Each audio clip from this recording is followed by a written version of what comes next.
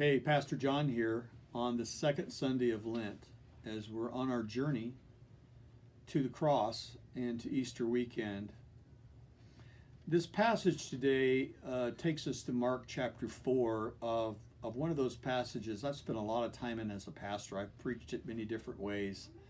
And one of the things that I'm hearing in Mark chapter 4, this famous parable that Jesus shares, it's good to hear again. Listen, behold, a sower went out to sow, and as he sowed, some seed fell along the path, and the birds came and devoured it. Other seed fell on rocky ground where it did not have much soil, and immediately it sprang up, since it had no depth of soil. And when the sun rose, it was scorched, and since it had no root, it withered away. Other seed fell among thorns, and the thorns grew up and choked it, and it yielded no grain. Other seeds fell into good soil and produced grain, growing up and increasing and yielding 30-fold and 60-fold and 100-fold. Kind of the scripture's way of saying a whole lot grew. And he said, he who has ears to hear, let him hear. I love the story. A couple things come to mind, and as we read this lesson today and this passage from this little book, Sacred Invitations, that's now sold out in North America and Canada. You can get it on Kindle if you don't have access to it otherwise. Our writers say these things. There is great risk in sowing precious seed. The sower finds that some of the seeds are wasted. A lot of sermonic emphasis is focused on this passage as a challenge to the hearers. What kind of soil are we? And that's kind of where I've always gone. What kind of soil are you? Well, let's look at it a little bit differently. What kind of God scatters seed onto places that don't grow anything? What kind of God wastes seed? Indiscriminately just throwing, kind of God's kind of a bad farmer, kind of wasting seed. Think about that for a minute in the life of our church and ministry. Would we just waste seed?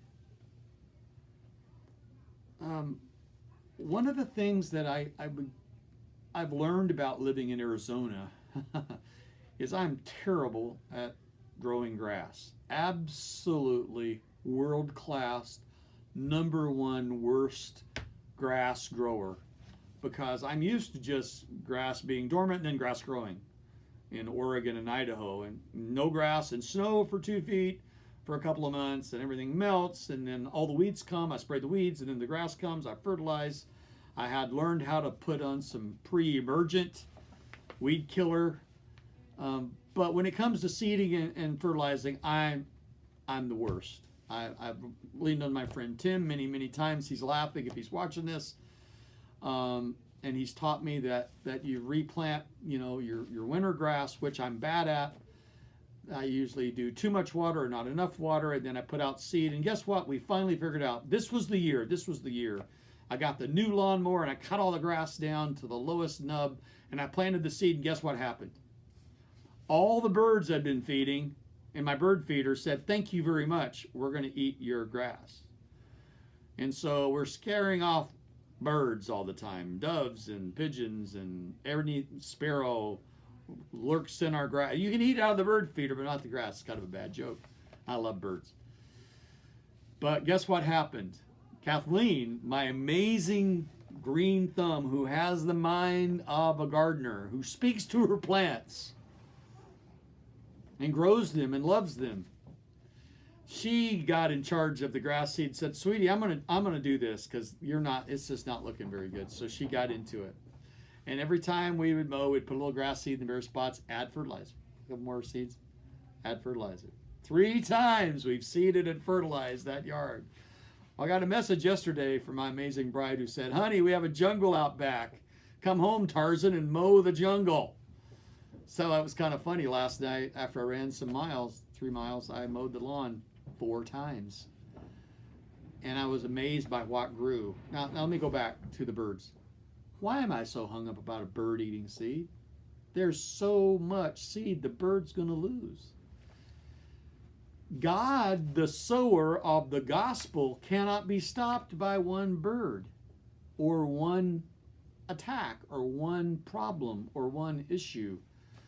I get email and phone calls about, well, what's happening in the world, or what's happening in culture, or what's happening in places of power. I got to tell you that the God that sows the seed, that created the world, that called Israel, that forms the church, cannot be stopped by one bad news event. It becomes easy to focus, our writers say, Jess Middendorf and Stephanie Lobdell. It becomes easy to focus on the bad news, the rocky soil, or the thorns threatening to choke out any hope that God's grace is at work in our world. But Jesus made it clear, the sower's at work, the seeds being scattered. Here's the thing. I believe the gospel is so powerful, wherever it's received, it brings transformation. And there may be seasons of failure and seasons of problems. There may be different levels of receptivity, but I believe the Spirit of God's at work. In the final analysis, the shallow soil and the threatening thorns will prove to have had no lasting impact on the sower's intent. I mean, say this to you. You do not have to root out all evil in the world to be a Christian. You do not have to tell everybody on your internet feed or Facebook or social media how wrong they are. Don't waste your energy. Instead, trust the sower of the seed, that the power of the gospel will always bring a harvest.